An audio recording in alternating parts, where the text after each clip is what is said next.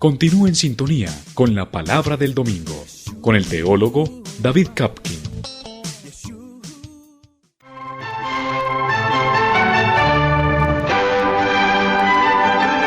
La Palabra del Domingo.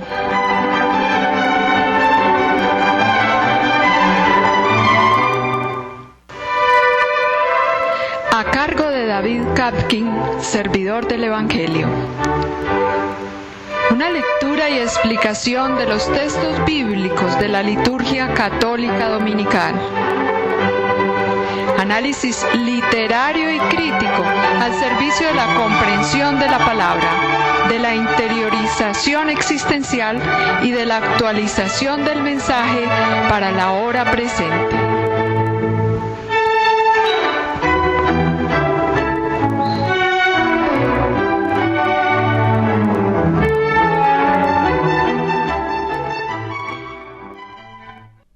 Avanza rápidamente el año, no solamente el año civil, sino particularmente el año litúrgico. Ya desde noviembre lo habíamos comenzado, a fines de noviembre del año pasado, con el tiempo del Adviento y la celebración de la Navidad y la conclusión en la Epifanía, el ciclo de Navidad, que es la primera parte del año litúrgico. Luego también la primera parte del tiempo ordinario, después de la fiesta de la Epifanía. Luego el ciclo de Pascua, desde el miércoles de ceniza, cuando comienza la Cuaresma, hasta el gran triduo pascual de la muerte y resurrección del Señor, y todo el tiempo pascual hasta la solemnidad de Pentecostés, que es cuando termina el ciclo pascual. Y reanudamos, pues, después de Pentecostés, el tiempo ordinario. Tiene, por tanto, el tiempo ordinario de la liturgia de la Iglesia, tiene dos secciones. La primera, desde la Epifanía hasta el miércoles de ceniza, y la segunda, desde después de Pentecostés hasta el primer domingo del Adviento del año litúrgico siguiente. En la liturgia actual de la Iglesia Católica, los domingos siguientes al domingo de Pentecostés son dedicados a unas fiestas especiales. El domingo después de Pentecostés, en toda la Iglesia Católica se celebra la solemnidad de la Santísima Trinidad, precisamente la que tuvimos el domingo pasado. Y entre nosotros, y seguramente en países donde el jueves de Corpus, como solíamos llamar, no es fiesta religiosa, entonces el domingo siguiente, la fiesta del Corpus et Sanguis Christi, el cuerpo y la sangre de Cristo, así se le llama actualmente, o Corpus Christi, para decirlo de una forma más sencilla y resumida, el cuerpo de Cristo. Yo recuerdo que hace años la fiesta litúrgica era doble. Una, la celebración de la fiesta del Corpus Christi, Festum Corporis Christi, y luego a los pocos días Festum o festividad Sanguinis Christi, de la sangre de Cristo. Se celebraban pues las dos fiestas, luego fueron recogidas en una, y como les decía ahora entre nosotros, pasó del jueves en que se solía celebrar al domingo. El calendario católico universal la trae en la fiesta del Corpus et Sanguis Christi para el jueves siguiente a la fiesta de la Santísima Trinidad. Sería, por tanto, o habría sido más bien en el día de ayer, que es el jueves, o que fue el jueves siguiente a la fiesta de la Santísima Trinidad. Entre nosotros, hasta la última reforma del calendario, fue fiesta religiosa y fiesta civil al mismo tiempo, y por eso la gente solía ir a la celebración de la Santa Misa ese día, y ese jueves se celebraba la procesión solemne con el Santísimo Sacramento. Esa fiesta existe desde la Edad Media. Si mal no recuerdo, el Santo Padre de esa época encargó los formularios litúrgicos de esa fiesta a dos figuras cimeras de la teología cristiana o de la teología católica, que eran Santo Tomás de Aquino por una parte, un dominico, y a San Buenaventura, un franciscano, y ambos prepararon sus textos. Cuando San Buenaventura conoció los de Santo Tomás, retiró los suyos, porque los de Santo Tomás tienen una altura tan grande, unos himnos tan hermosos, en fin, que San Buenaventura no consideró los suyos parangonables o comparables con los de Santo Tomás de Aquino. De ahí que en el formulario litúrgico de la fiesta del Corpus Christi, sobre todo en la liturgia del oficio divino, de las horas, como solemos llamar, los himnos son, y las antífonas son composición de Santo Tomás de Aquino. Los himnos son bellísimos, bellísimos. Yo recuerdo con placer, con fruición espiritual, cuando yo era seminarista, aquí en el seminario de Medellín. El rector era el inolvidable Monseñor Eugenio Restrepo Uribe, que quiso que celebráramos las llamadas 40 horas, es decir, una celebración, una exposición del Santísimo Sacramento durante 40 horas en el seminario. Entonces la hicimos las 40 horas seguidas, día y noche. En las parroquias naturalmente no se puede hacer eso, o no se suele hacer. En todo caso en el seminario lo hacíamos prácticamente 40 horas seguidas, aún en las noches. Cantábamos todos las horas del oficio divino. A medianoche, por ejemplo, recuerdo yo, cantábamos los maitines, así se llama la palabra española con la cual se vierte el antiguo nombre de esa hora litúrgica. Matutinum, se dice en latín, matutinum, es decir, la hora matutina. Era de la medianoche en adelante. A esa hora, pues, todavía hoy, algunas comunidades religiosas monacales se levantan y empiezan a orar. El oficio de lectura es el nombre que se le da actualmente. Les digo todo esto para recordar el himno que Santo Tomás de Aquino compuso para el matutinum, para los maitines de la fiesta del Corpus Christi. Sacri solemnis iuncta sint gaudia et ex precordi sonem preconia recedant vetera nova sint omnia corda voces et opera. Así suena en latín. Fíjense, eso me tocó a mí hace ya como casi 50 años en el seminario. Y todavía conservo en la mente imborrable ese recuerdo.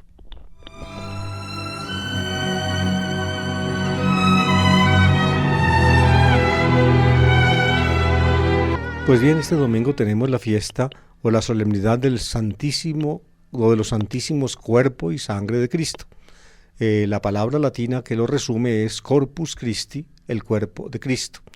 Debió ser la fiesta, pues, como les decía, el jueves. Por eso se hablaba del jueves de Corpus entre nosotros. Y todavía se habla así en algunas regiones católicas donde el jueves de Corpus continúa siendo la fiesta. Entre nosotros pasó para el domingo. Como es un domingo, entonces tiene 3 lecturas. La primera tomada del Antiguo Testamento, la segunda de una carta apostólica y la tercera del Evangelio de San Lucas. Recuerden que hay 3 ciclos en la liturgia, el ciclo A, ciclo B y ciclo C. En el ciclo A se prefiere el Evangelio de Mateo, en el B el de Marcos y en el C el de Lucas. Por eso entonces el Evangelio de este domingo del Corpus Christi será tomado del Evangelio de Lucas. La primera lectura del Antiguo Testamento está tomada del libro del Génesis, capítulo 14, versículos 18 a 20, y dice así: En aquellos días, Melquisedec, rey de Salem, ofreció pan y vino. Era sacerdote del Dios Altísimo, y bendijo a Abraham diciendo: Bendito sea Abraham de parte del Dios Altísimo, que creó el cielo y la tierra, y bendito sea el Dios Altísimo, que ha entregado tus enemigos a tus manos. Y Abraham le dio el diezmo de todo.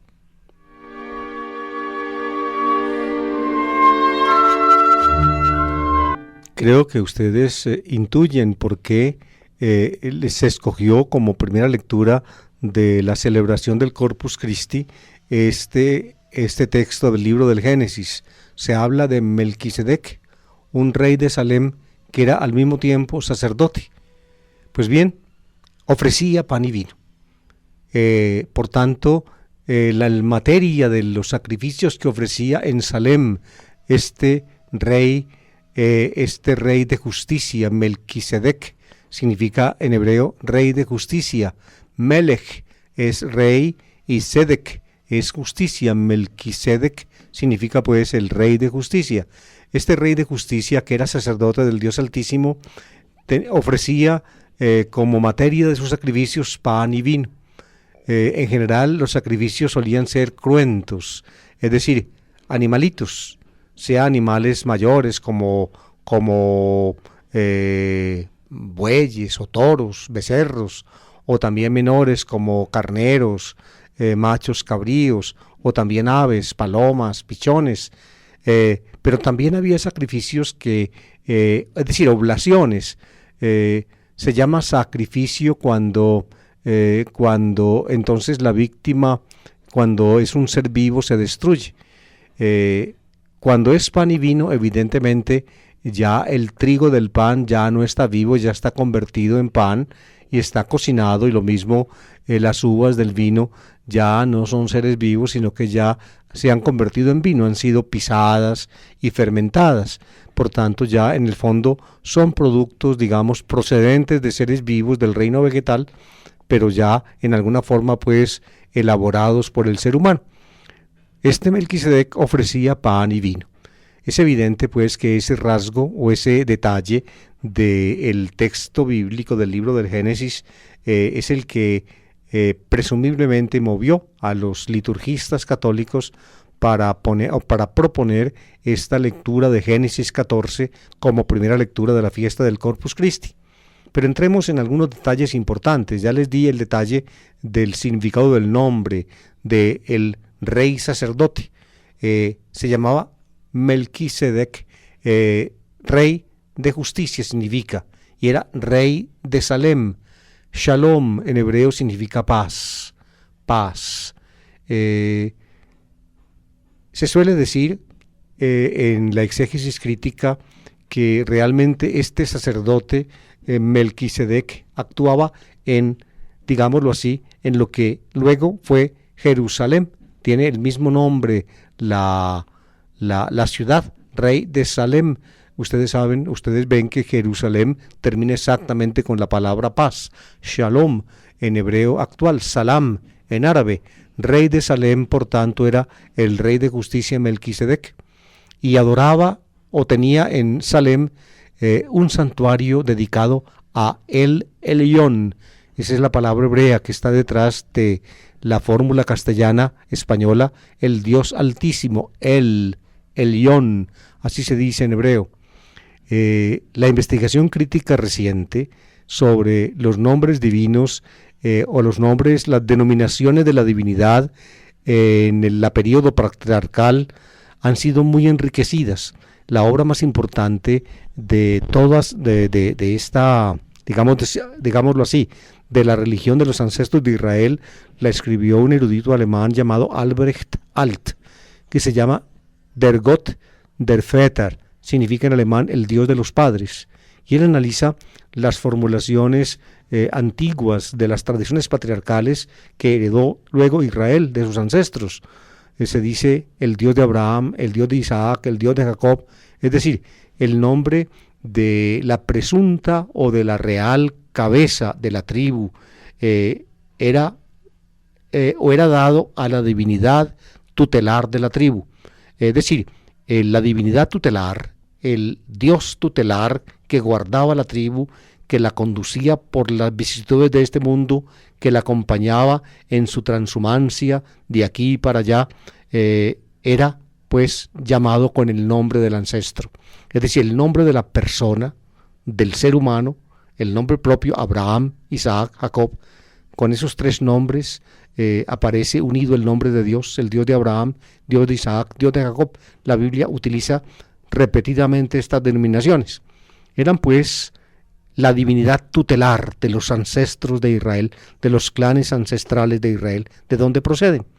Y el nombre del ser humano, o de seres humanos como Abraham, Isaac y Jacob, se convierten en nombres divinos. Dense cuenta, aquí tenemos una intuición muy profunda, diría yo, de la identidad de la antigua religión israelita. En el fondo, si uno se preguntara, como naturalmente los hombres religiosos se han preguntado, ¿quién es Dios? Entonces, para poder contestar esta pregunta, evidentemente los seres humanos tienen que partir de sí mismos o de las realidades que los rodean. Pues bien, en este caso se parte, la pregunta tiene como trasfondo la realidad misma personal del hombre. el yo humano. Hablar de Dios, entonces, en alguna forma implica proyectar la persona humana, el yo del hombre, en el tú de Dios. Dios es un tú, como el ser humano es un yo, y de esa manera el ser humano recibe su más maravillosa motivación y fundamentación. La persona del ser humano, en cuanto tal, tiene como fundamento la persona misma de Dios. Esta intuición está implícita en la designación de la antigua tradición religiosa de los ancestros de Israel.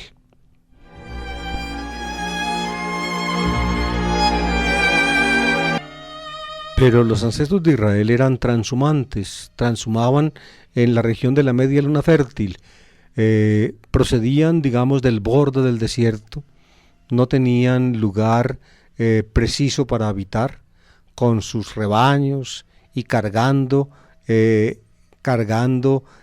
su ganado sus tiendas y los parales para fijarlas al suelo. Iban de aquí para allá en búsqueda de pastos y de aguas para sus rebaños, que finalmente les daban la vida, les permitían sobrevivir.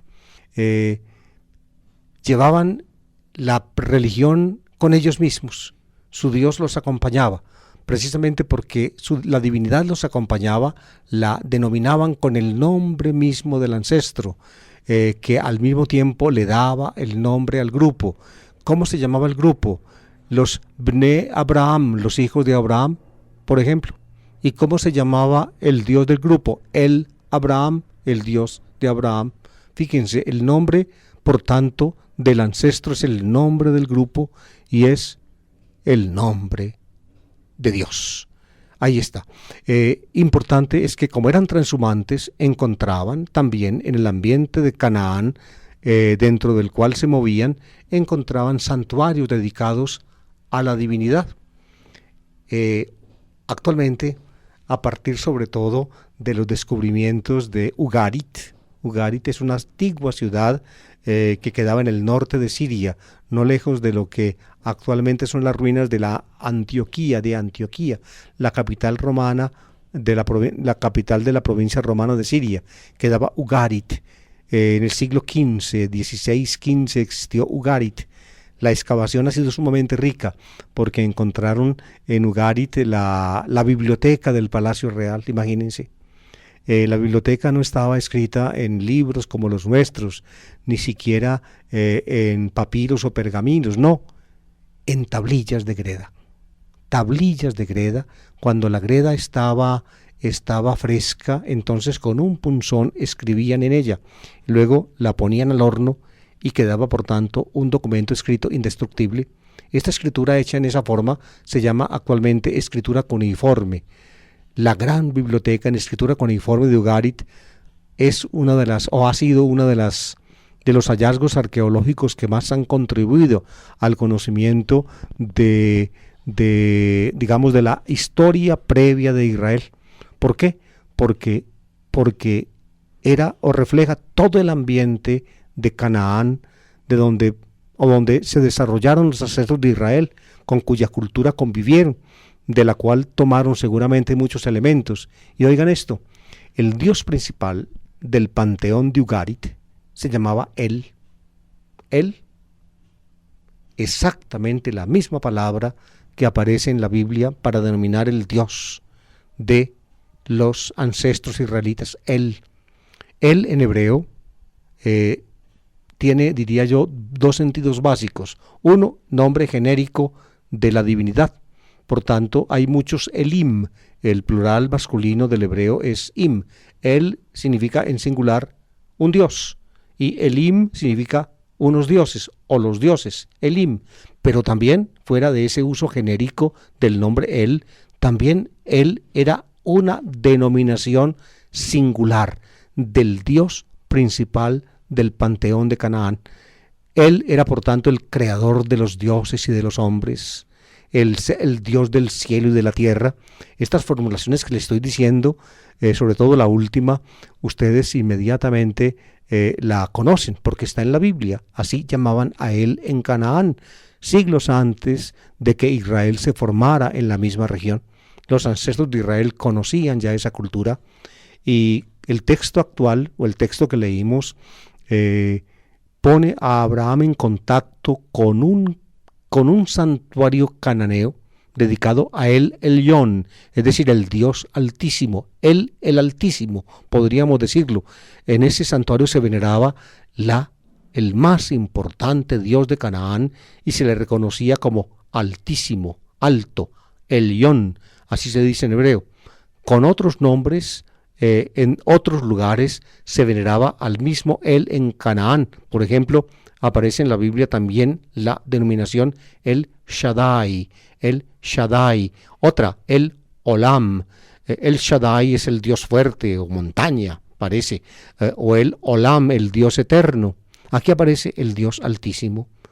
Cuando Abraham, por tanto, con su grupo humano, podríamos representarlo así, con el grupo humano de él, donde el grupo humano que estaba bajo la tutela de el Abraham, es decir, del Dios de Abraham, llegó a Salem, y allí se veneraba a él, el mismo Dios suyo, con la denominación Altísimo.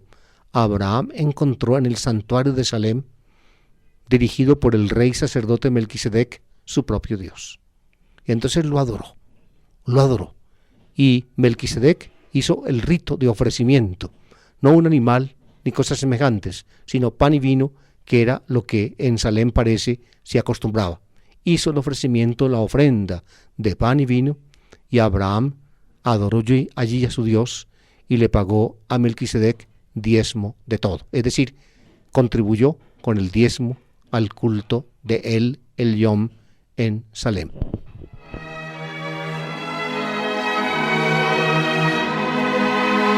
El texto de la segunda lectura, queridos oyentes, es el texto más antiguo en cuanto texto, es decir, en cuanto documento escrito que haya o que se haya conservado del cristianismo primitivo sobre el tema de la Sagrada Eucaristía, como lo llamamos nosotros, el más antiguo de todos. Está tomado de la primera carta a los Corintios de Pablo. Yo digo que es el más antiguo como texto. ¿Por qué? Porque en los evangelios, vamos, en Marcos, en Mateo, en Lucas, se conservan los recuentos o los relatos de la institución eucarística de Jesús el Jueves Santo en la tarde, durante la comida pascual.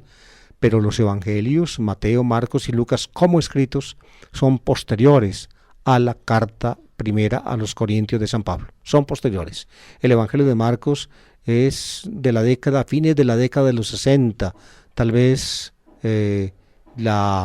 digámoslo así, la presentación definitiva de Marcos debió ser, según me parece a mí, después del año 70, y Mateo y Lucas son todavía posteriores.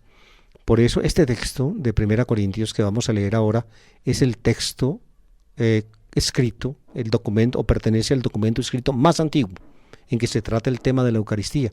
Y fíjense, amables oyentes, de San Pablo se conservan en el Nuevo Testamento 7 cartas que proceden directamente de la mano de él o del dictado de él, que son 1 Tesalonicenses, esta 1 Corintios, también la carta a Filemón, la carta a los Filipenses, la carta a los Gálatas, la segunda carta a los Corintios y la carta a los Romanos.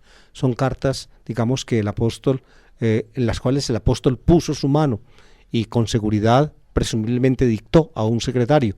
Tal vez él mismo no escribía, sino que él dictaba, porque el escribir era un arte que era cultivado por algunos especialistas. Escribir en ese tiempo no es tan fácil como ahora. Había que preparar los papiros y los pergaminos, tenía que tener la tinta, tener la pluma para escribir, en fin, no era tan sencillo. Ahora uno compra un bolígrafo y compra un pedazo de papel, un cuadernito en el granero de la esquina y escribe lo que quiera. En ese tiempo no era tan sencillo. Había, digamos, escribientes, soferim, escribas, gente que escribía, por tanto, que tenía el arte de escribir. Pues bien, fíjense, en estas 7 cartas directas de Pablo, la Sagrada Eucaristía es mencionada solamente en este texto de 1 Corintios. No más, no más. Casi que podría decirse que por casualidad. Y ahora les voy a explicar por qué. Pablo recordó o habló de la Sagrada Eucaristía en esta carta. Pero fíjense, la carta a los romanos en que él expone, digamos, la globalidad de su pensamiento teológico y se lo presenta a los romanos, ni siquiera hay una alusión a la Eucaristía, ni siquiera una. Por eso yo me atrevo, conociendo la teología moderna como la conozco y conociendo, digamos, la crítica, digamos, durísima que le hacen a la fe cristiana, o que se le hace a la fe cristiana aún del interno mismo de la investigación crítica cristiana. Yo diría que si por las circunstancias de Corinto Pablo no hubiera hablado o no hubiera mencionado la Eucaristía en la primera Corintios, no, es decir, la mayor parte de los grandes críticos actuales dirían que San Pablo no conoció la Eucaristía. Es decir, que las comunidades paulinas no celebraron la Cena del Señor. Lo diría, porque generalmente los argumentos que utilizan los grandes críticos del cristianismo desde dentro del cristianismo mismo se basan en el silencio. Porque algún autor no menciona tal cosa, quiere decir que en el tiempo de ese autor esa cosa no existía o que no la conocía. El caso este que les estoy mencionando es muy diciente. De las 7 cartas directas de Pablo, la única carta en que menciona la Eucaristía es esta. Y la menciona no porque el apóstol, digamos, en el derrotero de la carta que se propone escribir, haya tenido que tratar el tema, no, sino porque a él le preguntan sobre problemas en Corinto.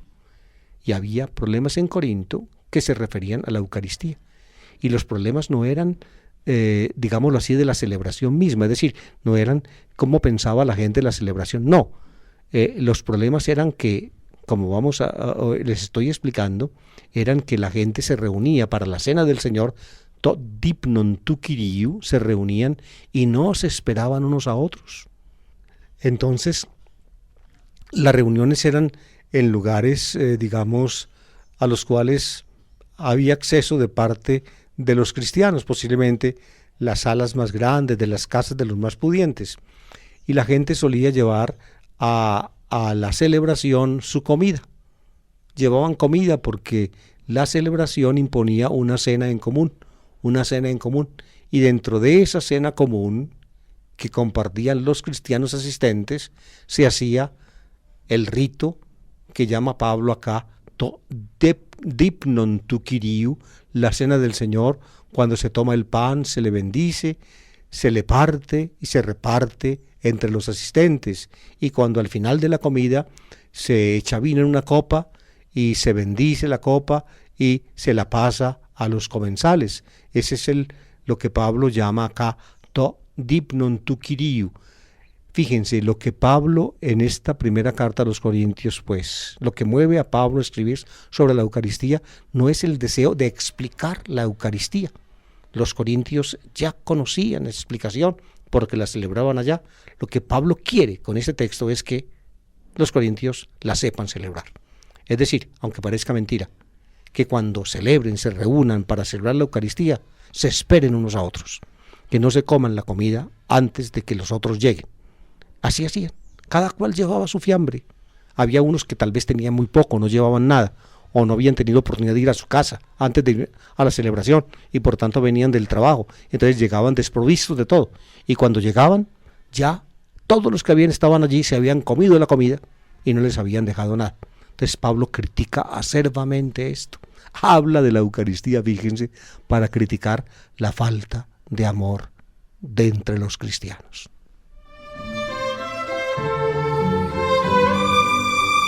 Dice así la segunda lectura de este domingo, de la primera carta del apóstol San Pablo a los Corintios, capítulo 11, versículos 23 a 26. Los antecedentes, pues, son aquello que les acabo de explicar. Pablo los regaña, les dice, así no se celebra la Cena del Señor. Cada cual lleva su comida y se la come, y cuando llegan otros ya no hay nada para el que llega retrasado. Así no es, en esto no os puedo alabar. Entonces explica, digamos, casualmente, por casualidad, explica Pablo, bendita sea esta casualidad, porque esta casualidad nos lleva a nosotros a conocer la forma como Pablo en el año 53-54, cuando escribe esta carta, la forma como se celebraba en Corinto la Eucaristía y lo que Pablo pensaba de ella. Escúchenlo. Hermanos, yo he recibido una tradición que procede del Señor y que a mi vez os he transmitido.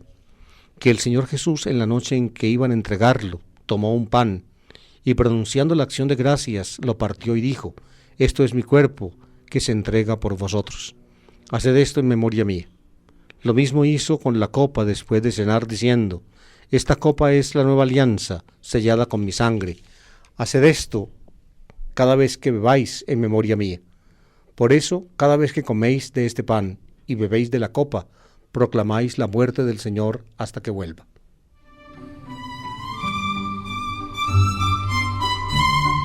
Pues bien, este relato paulino, este inserto, digamos, tradicional o de una tradición en el contexto de la carta a los Corintios que hace Pablo, como escrito, es más antiguo que el relato de Marcos capítulo 14, donde cuenta la cena del Señor, a la cual aquí Pablo se refiere. Mateo la cuenta en el capítulo 26 y Lucas en el capítulo 22. La tradición que llega a Marcos, que llega a Mateo, que llega a Lucas, tiene que ver con la tradición que aquí Pablo, años antes, por lo menos 10 o 15 o hasta 15 años antes que Marcos, escribe. Ese es el valor de este texto. Pablo dice así: yo he recibido una tradición que procede del Señor y que a mi vez os he transmitido. Es decir, que lo que se refiere a la cena del Señor, él lo recibió por tradición y la tradición procede del Señor. Es decir, que fue el Señor el que inauguró esta tradición con lo que hizo. ¿Y qué fue lo que hizo? Pablo aquí lo explica. Por tanto, yo les he transmitido a ustedes esto y yo a mi vez lo recibí. Es decir, cuando yo me hice cristiano, allí donde yo me hice cristiano, posiblemente en Damasco y luego en Antioquía, yo conocí estas cosas del Señor, lo que dice Pablo. Yo recibí una tradición que procede del Señor y que a mi vez os he transmitido.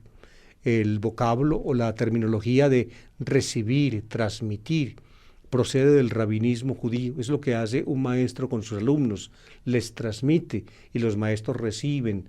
Hay dos verbos hebreos para expresar estas dos ideas. Transmitir se dice matzar en hebreo y recibir se dice kibel en hebreo. Eso se pasa al griego con dos expresiones típicas. Recibir, el verbo paradidone, paralambanin, y entregar se dice paradidone en griego. Pablo emplea, pues, en griego las traducciones, digamos, acostumbradas de los dos términos hebreos que indican el entregar una tradición y el recibir la tradición. Según Pablo, la tradición procede del Señor, es decir, Jesús mismo fue el que la inauguró. ¿Dónde la conoció Pablo? La conoció seguramente en Damasco, donde se hizo cristiano, o la conoció seguramente en Antioquía, donde vivió, o de primera mano la pudo conocer en Jerusalén, porque 3 años después de convertirse, Pablo dice en la carta a los Gálatas que fue a Jerusalén para conocer a Cefás, es decir, ni más ni menos que a Simón Pedro, y que con él estuvo 15 días. En 15 días que estuvo con Simón Pedro, Pablo en Jerusalén. Algo de esto tuvo que haber sabido. Me imagino que hablaron muchas cosas de Jesús estos dos hombres. Pedro, que era testigo presencial de la vida pública de Jesús y testigo presencial de la última comida de Jesús, y Pablo, que se comunicó con él. Por eso, fíjense el valor, amables oyentes, que tiene esta cosa o esta frase que escribe Pablo en la primera carta a los Corintios hacia el año 53-54, cuando se produce la carta: yo he recibido de una tradición que procede del Señor y que a mi vez os he transmitido. Y escuchen pues la tradición. ¿Cuál es el hecho? Que finalmente se funda en Jesús mismo. Aquí Pablo lo llama o Kyrios. O Kyrios. No emplea el nombre del Jesús terreno, Jesús, sino que ya lo llama como la fe cristiana lo llamaba, o Kyrios, procede del Señor. Ese Señor es Jesús. Que el Señor Jesús, fíjense, el Señor Jesús, aquí junta el título Señor con el nombre del Jesús terreno, es decir, Jesús. Que el Señor Jesús, en la noche en que iban a entregarlo, en la noche en que iban a entregarlo. El dato de tiempo coincide exactamente con los relatos evangélicos. Marcos cuenta que en la noche en que lo iban a entregar, cuando ya había salido el primer lucero de la noche, y lo siguen también Mateo y Lucas, Jesús se reunió a comer con sus discípulos. Fue la noche en que lo iban a entregar. Después de esa comida, ustedes saben, fue a Getsemaní y allí llegó Judas con los esbirros a apresarlo, a entregarlo. El dato pues coincide exactamente con el de los evangelios, que el Señor Jesús en la noche en que iban a entregarlo tomó un pan. Y ya empieza Pablo pues a contar lo mismo que aparece en los evangelios. Tomó un pan y pronunciando la acción de gracias lo partió y dijo. Los verbos, queridos oyentes, que aparecen acá son exactamente los mismos verbos que se usan en las narraciones de Mateo, Marcos y Lucas.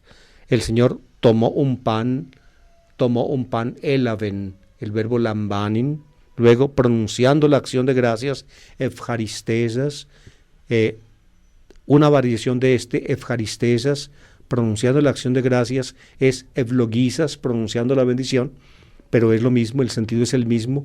Pronunciar la bendición o pronunciar la acción de gracias es exactamente lo mismo, es recitar una oración parecida a la que recitamos nosotros ahora en la celebración de la Eucaristía, en el llamado ofertorio. Bendito sea Señor Dios del universo.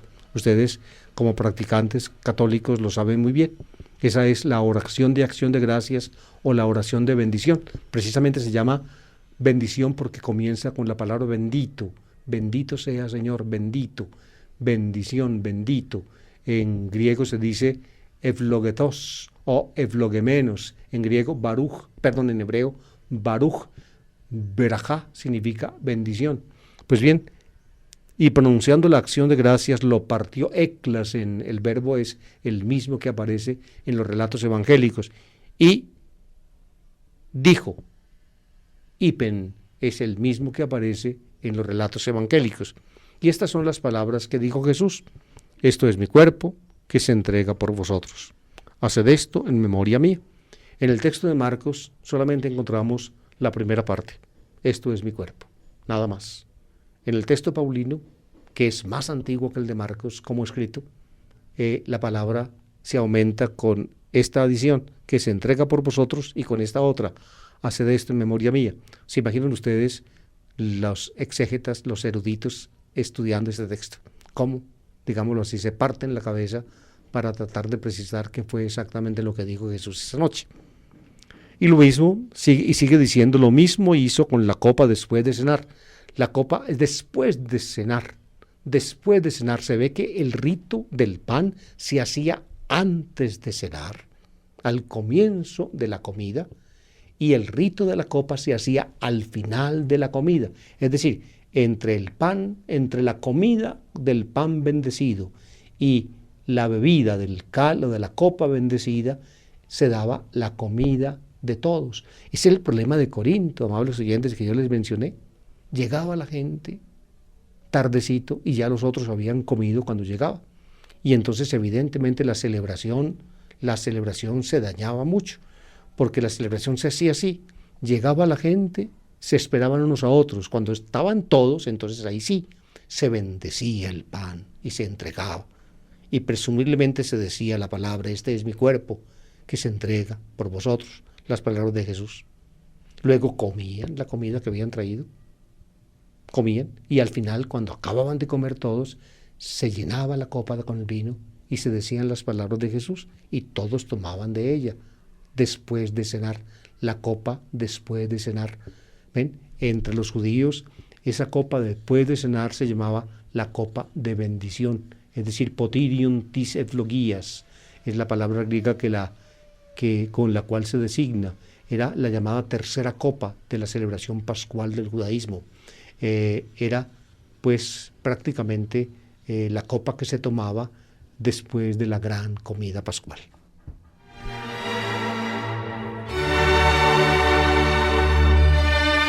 La relación de esa copa llena de vino rojo con la nueva alianza aparece en todos los relatos eucarísticos cristianos. En este Paulino, que como les decía, como escrito es el más antiguo, también en el de Marcos y de Mateo, que son parecidos, y en el de Lucas, que es muy parecido a este de Pablo. Aquí le estoy dando detalles, digamos, que se desprenden de la investigación crítica de estos textos. No puedo entrar en este pedacito, en este tiempecito tan corto, a dilucidar cada punto. Voy a tratar simplemente el tema básico, la alianza sellada con mi sangre, dice Pablo, o la sangre de la alianza, así dicen Mateo y Marcos, la sangre de la alianza. Cuando Moisés bajó del monte Sinaí con las tablas de la ley, ordenó a los jóvenes israelitas a preparar unos sacrificios en honor del Señor y ordenó recoger en un utensilio especial sangre de las víctimas. Luego, con una rama de hisopo, asperjó al pueblo reunido alrededor de los altares o del altar donde se sacrificaron las víctimas con la sangre, y les dijo: esta es la sangre de la alianza que el Señor pacta con vosotros. La sangre de la alianza. La expresión de Moisés es la que aquí, o es prácticamente la misma que aquí aparece en boca de Jesús. ¿Qué quiere decir esto? Que la nueva y definitiva unión de Dios con los discípulos de Jesús y luego con la humanidad, en consecuencia, no se funda ya en unos sacrificios que hizo Moisés después de bajar del monte Sinaí con la ley de Dios, sino que se funda en la entrega de Jesús a la muerte, en el acto supremo del amor y de la misericordia de Dios, manifiestos en ese amor que Jesús tuvo por todos. Esta es la alianza, es la sangre de la alianza que Dios hace con vosotros para perdón de los pecados. Así añade Mateo. Mateo añade en este punto is afesin hamartion, que según Marcos y Lucas pertenece al bautismo de Juan. Mateo no deja la expresión para perdón de los pecados en conexión con el bautismo de Juan Bautista, sino que la pasa para su lugar propio, para el lugar donde la muerte de Jesús es conmemorada, es decir, en la Cena del Señor.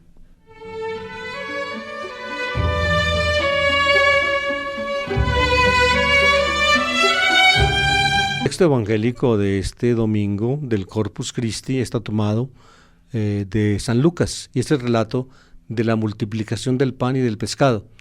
Fíjense, amables oyentes, en Marcos y en Mateo hay una doble multiplicación del pan y del pescado. En Lucas solamente hay uno de los dos relatos, el primero de Marcos, y en Juan también está el relato, uno solo, de la multiplicación del pan y del pescado. Es por tanto, fíjense, este acontecimiento, digamos, que remite a la historia de Jesús, aparece narrado en los evangelios, como ustedes ven, 2 veces en Marcos, 2 veces en Mateo, 1 vez en Lucas y 1 vez en Juan.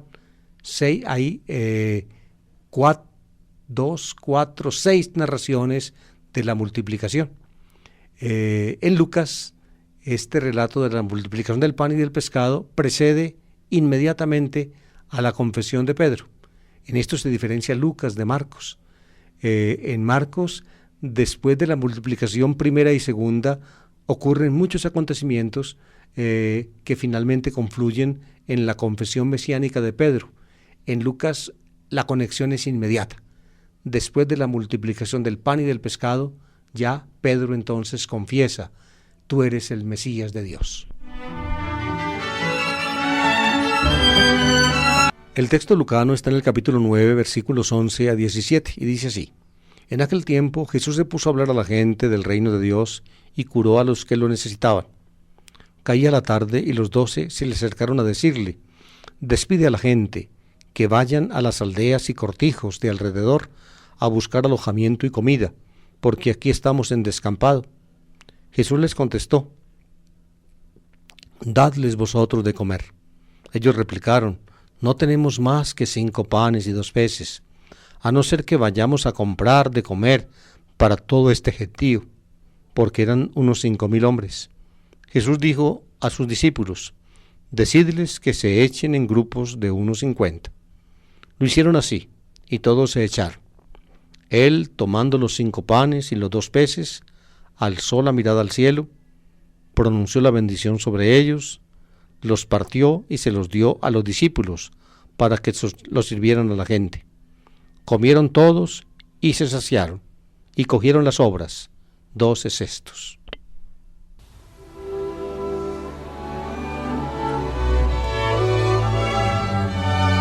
Lucas introduce la narración con su estilo propio. Fíjense, el primer pedacito es típicamente lucano, es decir, es Lucas el que lo escribe de cuenta propia. Y una vez escrita la introducción, ahí sí empieza a escribir lo que Marcos escribe, pero lo escribe a su manera. Fíjense, lo que escribe Lucas de cuenta propia es esto: Jesús se puso a hablar a la gente del reino de Dios y curó a los que lo necesitaban. Es decir, un resumen de la predicación y de la obra de Jesús. La predicación es el tema, el reino de Dios, y la obra es la curación de los enfermos. Por tanto, predicando y curando, ahí está el Jesús lucano, y en realidad pues el Jesús de la tradición cristiana antigua. Predicando y curando. El tema es el reino de Dios. Pues bien, una vez que escribe esa frase que le sirve de escenario a el relato, ahí sí empieza a hablar o a proponer o a copiarle a Marcos el relato de la multiplicación. Si ustedes van a Marcos, ustedes van a ver que en el texto de Marcos la introducción del relato de la multiplicación es bien distinto al de Lucas. Marcos lo introduce en una forma diferente. Lucas resume o crea esta introducción y luego resume el relato de Marcos. En Marcos está en el capítulo 6, Marcos. Lucas lo resume, lo sintetiza. Dice así: caía la tarde y los 12 se le acercaron a decirle: despide a la gente que vaya a las aldeas y cortijos de alrededor a buscar alojamiento y comida, porque aquí estamos en descampado. Es decir, había gente que hacía rato iba con Jesús, estaban en un lugar descampado, es decir, no había nada por allí. La gente no había traído fiambre, o muy poco fiambre habían traído. Por tanto, los discípulos se preocupan y preparan, evidentemente con la propuesta que le hacen a Jesús, preparan la escena que aparecerá enseguida. ¿Qué es lo que le dicen? Despide a la gente, que se vayan a las aldeas y veredas de alrededor a buscar alojamiento y comida. Aquí estamos en descampado. Por tanto, los discípulos ven que ellos mismos no les pueden proporcionar a la multitud que está allí ni alojamiento ni comida.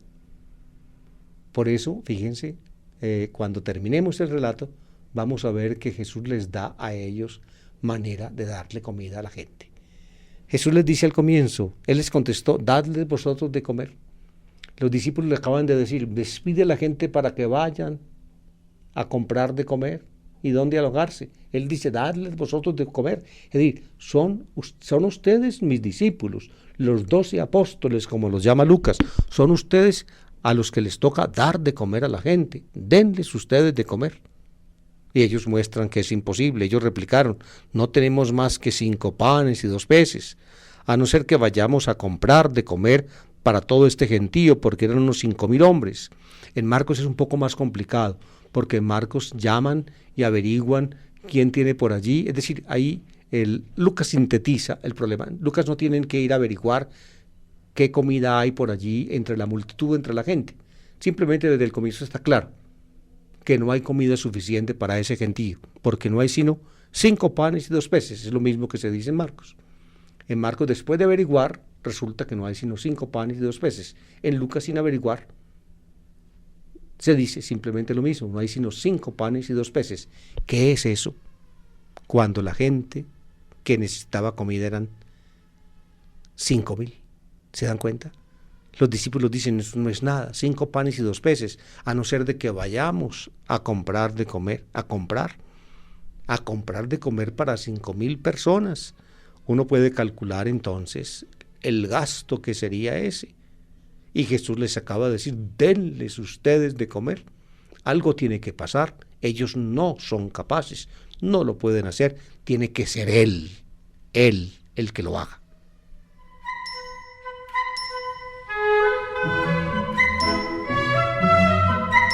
Jesús organiza a la gente para poderles dar de comer. Esta organización que aparece en Marcos recuerda por allá lo que hizo Moisés con la gente de Israel en la salida de Egipto. Lucas simplifica mucho el hecho y simplemente dice: Jesús dijo a sus discípulos, decidles que se echen en grupos de unos 50. En Marcos pues es mucho más complicado y hay una alusión que Lucas suprime a la salida de Egipto. Lo hicieron así y todos se echaron, de modo que todos estaban pues tirados en el suelo, en grupos de unos 50, esperando qué pasaba. Y ahí viene la escena básica, en la cual coinciden pues todas las seis narraciones de la multiplicación. Y tomando los 5 panes y los 2 peces, alzó la mirada al cielo, pronunció la bendición sobre ellos, los partió y se los dio a los discípulos para que se los sirvieran a la gente. Se los dio a los discípulos para que se los sirvieran a la gente. Ojo a los verbos. Solamente aquí hay una expresión nueva que no está en el texto de Pablo que escuchamos antes, y es que levantó los ojos al cielo. Pero los otros verbos, tomó, dio gracias, los partió y se los dio, están en los textos clásicos de la Eucaristía. La terminología pues produce en la mente de cualquier cristiano que lee o que escuche el texto un cierto sabor eucarístico, un cierto sabor a la cena del Señor. Pero escuchen esto, que es, pienso, lo más importante en Lucas, y se los dio a los discípulos para que se los sirvieran a la gente. Al principio les dijo, denles ustedes de comer. Como no pueden, no pudieron, Él entonces les da a ellos la comida para que se la den a la gente. Jesús le da a sus discípulos la comida que ellos no tenían, para que los discípulos sean los intermediarios entre Él y la gente. Ellos pues, a los cuales les mandó al comienzo, denles de comer, cuando dijeron no podemos, no alcanza lo que hay y se necesitaría ir a cumplir demasiado, hay muchísima gente, entonces Jesús les da a ellos la comida para que se la sirvan a la gente. Y la comida es pan y pescado. Pan y pescado. Dice el texto, y comieron todos y se saciaron y cogieron las sobras 12 cestos. Lo de las sobras es muy significativo, porque al principio se dijo que había 5 panes y 2 peces. Y al final se dice que de las sobras, o las sobras que recogieron, llenaron 12 cestos. El contraste es manifiesto. Al final, pues, después de esta comida maravillosa que Jesús dio a sus discípulos para que se la dieran a la gente, sobró más de lo que había. Yo pienso que esto, amables oyentes, le hace a uno, digamos, descubrir el don de Dios.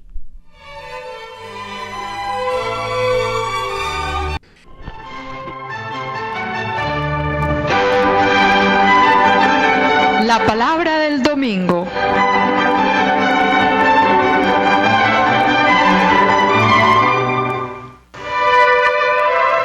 A cargo de David Kapkin, servidor del Evangelio. Una lectura y explicación de los textos bíblicos de la liturgia católica dominical. Análisis literario y crítico al servicio de la comprensión de la palabra, de la interiorización existencial y de la actualización del mensaje para la hora presente.